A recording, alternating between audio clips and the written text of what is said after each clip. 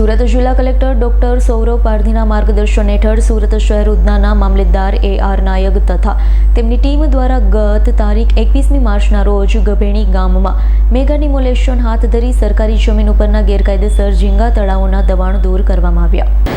સુરત શહેર દક્ષિણ પ્રાંત શ્રી વિજય ભંડારીના નેજા હેઠળ શહેરના ઉધનાના વિસ્તારની ગભેણી ગામની સરકારી પડતર જમીન ઉપર બનાવવામાં આવેલા ગેરકાયદેસર ઝીંગા તળાવ દૂર કરવામાં આવ્યા છે. સમગ્ર ડિમોલેશન ઉધના મામલેદાર શ્રી AR નાયક તથા મહાનગરપાલિકાના સ્ટાફગણ અને સચિન GIDC પોલીસ સ્ટેશનના સહયોગથી કવાયત હાથ ધરવામાં આવી.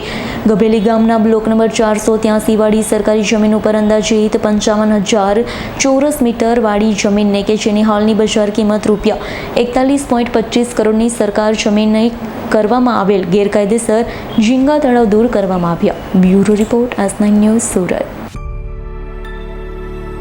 અમારી તમામ માહિતીથી અપડેટ રહેવા માટે જોડાયેલા રહો S9 ન્યૂઝ સાથે.